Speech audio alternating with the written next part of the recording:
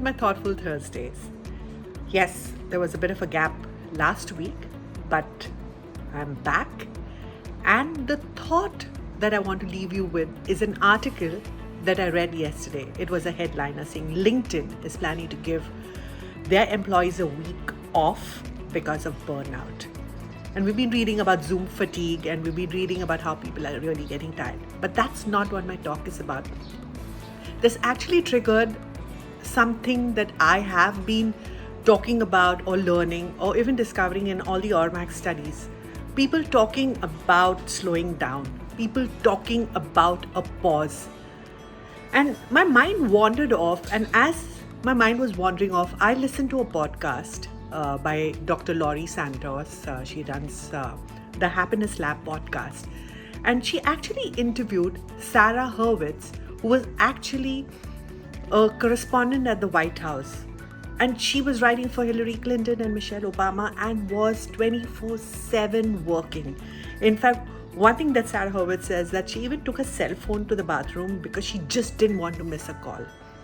And there was no way that she ever was not on. There was no switching off at all. And something happened and she said, this can't go on for a very, very long time. And she said it's a cyclical loop because you want something and you want something more and it is never ending. And she said that what can I draw inspiration from? And of course she drew her inspiration from the ancient religion of Judaism, but I'll come to that. But something that Sarah said struck a chord with me, and she said that rest and downtime is frowned upon by society. Our culture doesn't like when someone says, I want to take rest or I want to downtime. Our antennas go up and say, hey, listen, why are you there is so much work left. In fact, there is worldwide statistics saying that people are not taking their vacations. They're not taking as much leave as they should be. But coming back to Sarah and her inspiration of Judaism, in Judaism, there is a very important day which is called the day of rest. It is called Shabbat.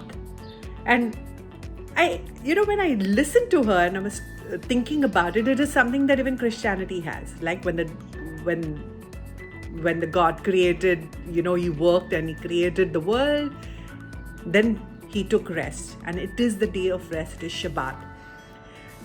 If you really, really read about it, it is a discipline, it is a process. It is something which has a lot of do's and don'ts. But Sarah says that don't worry about that. But even if you focus on the principles of Shabbat says that on Friday evening starting 7 to Saturday evening 7, you have a 25 hours day of rest. And that's a real pause, my friend. It's a pause in the sense that you're not even checking your mail, you're not looking at your phone, no reading management books, no discussion of work. It is actually a real pause from your work day. It is actually a separation and a boundary. And this actually re-energizes and rejuvenates you. And that is the principle of Shabbat. And she said that there was extreme difficulty when she started doing this.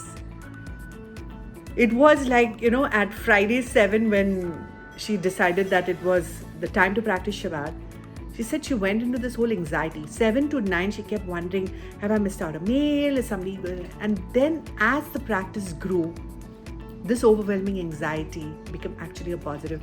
And I want to talk about the benefits because there were a couple of benefits that I figured out from a talk, and something that I've also picked up in other conversations of Thoughtful Thursdays that I've spoken about, is it helps you carve a me time. When I say carve a me time, is actually you get time to sit at the window because you're not doing anything else.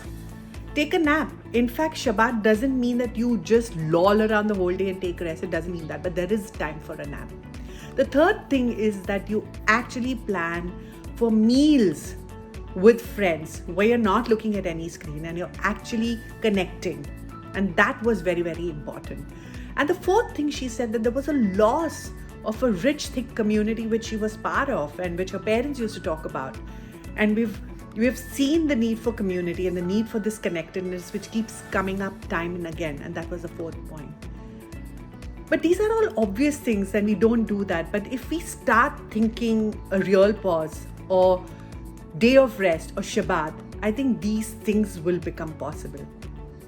Net, there were two lasting impressions from her talk or the thought that she left me with is that when you start practicing Shabbat, you start feeling fully engaged. You start recognizing that you have your thoughts. You start listening to your thoughts. You start thinking.